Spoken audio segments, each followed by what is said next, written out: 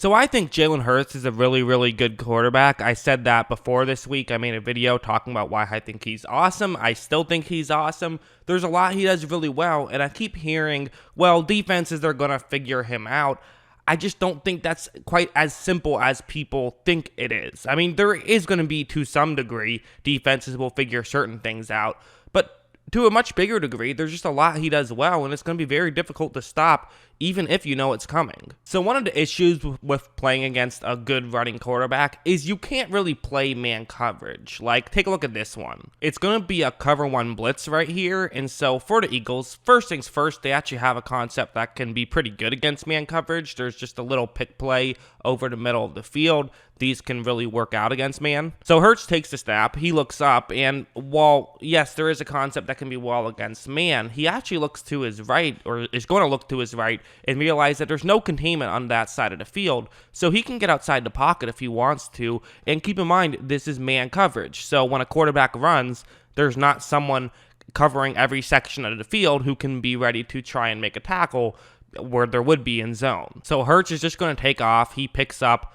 the first down. He probably could have honestly just thrown it immediately and gotten a first down with the throw, but either way, it's kind of illustrating my point, which is that if you play man coverage, you're going to have trouble. He's going to be able to run with the football, so you can't do that too much. But the problem is then the Eagles can do this, where they can just, if they figure you're going to probably play a lot of zone coverage, they can design plays designed to beat zone coverage. Like on this one, this is a really simple play where what's going to happen is that Hurts is going to just throw one out to his halfback, who's then going to try and get to the sideline. You have a couple players who are going to block, and again, it's zone coverage, so you have a New Orleans player in charge of covering every section of the field, but you can design your blockers to basically use that to your advantage. Hurts takes the snap, makes a very quick throw, and they're able to pick up 9 yards and a first down really easily because they figured zone coverage was probably coming.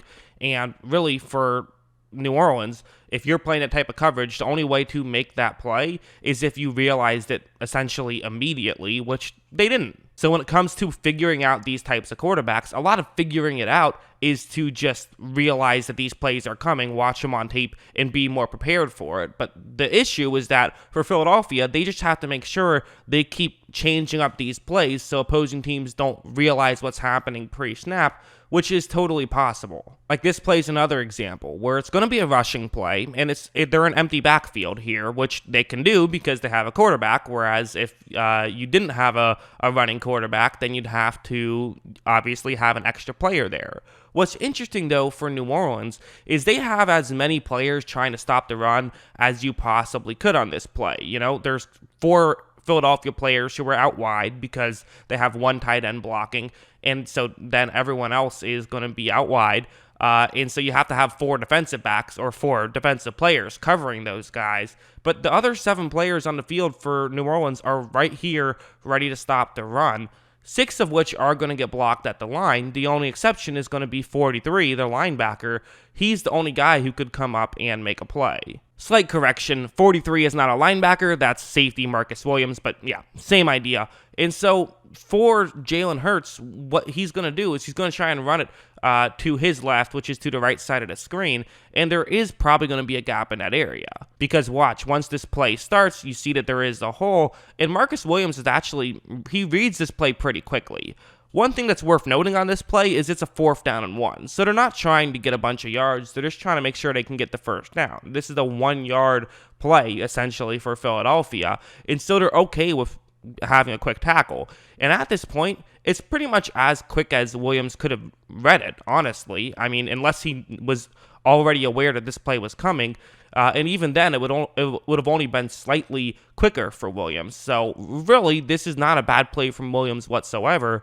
It's just the issue of going up against a Russian quarterback. Hurts runs up the middle. He is going to be able to pick up a first down right here. He picks up 3 yards. And that's just kind of what I mean, where there are certain plays that, unless the defense absolutely 100% knows that this exact play is coming, are going to work. And that's what makes unless, of course, a defensive player is able to just completely blow a block or something. But for Philadelphia, just make your blocks and you're going to have success, and that's how they were able to have success against New Orleans. People love to say you can figure this system out, and there are some inherent issues with just having this kind of system where a quarterback runs with the football a lot. But for one thing, really, Hurts didn't necessarily have a ton of designed runs, so they didn't really rely on it, so I'm not really too concerned about it. It was just a factor of his game. It wasn't his entire game. But yeah, let's talk some negatives now, because listen, it wasn't all perfect for Hurts. It wasn't, and I'm a big Hurts supporter, but I gotta be fair. If he played poorly, I would tell you he played poorly.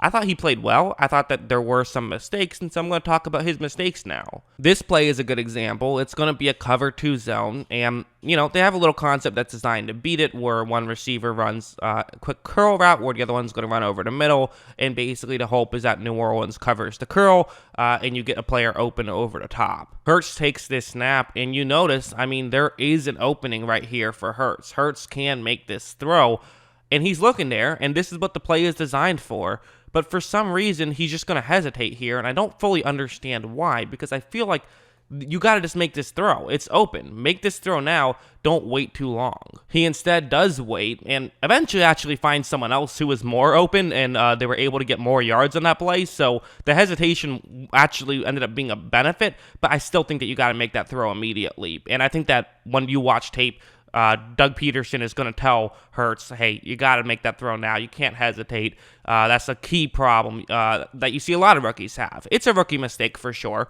but a mistake is a mistake. Not the end of the world, but definitely one that you'd like to see him not be making. I also thought this throw was another mistake where it's going to be man coverage, and he has a receiver running a quick out route.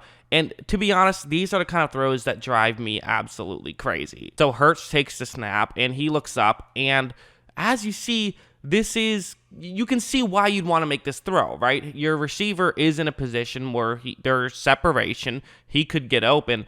But the reason why I hate these plays is because it's just not worth it. If a defensive player can run in, he can potentially get a pick 6 here. And it's not worth the 10 yards that you'll gain to potentially throw an interception, even on 3rd down. This is not a risk I would want to see Hurts make, and especially against man coverage when Hurts could potentially run with the football, although it looked like there was a spy on him on this play, so maybe wouldn't have worked out as well. But I just think this is too risky of a play. Hurts made the throw. It nearly did get intercepted. Kind of got away with one there. And those are the kind of plays that you just have to learn to make.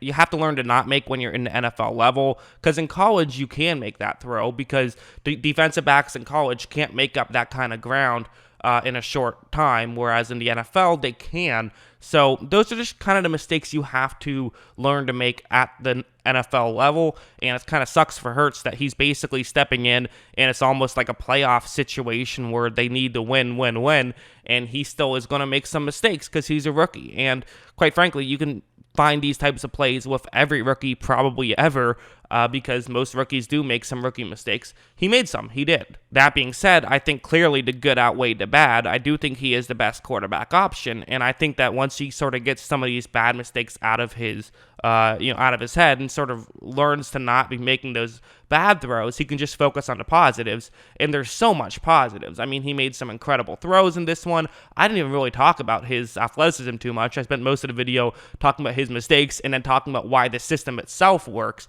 but he's also a great player to play in this system. He could be a drop back passer too. He has that talent.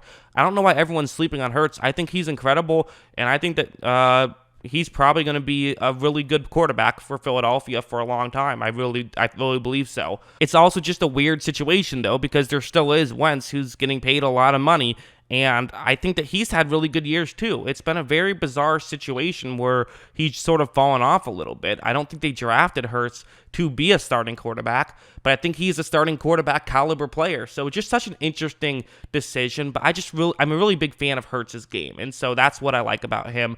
That's what I think. What do you guys think? Let me know in the comments below. What are your thoughts on Hurts through a game and a half? It's still early. You never know, but he's looked very promising so far. That's what I think.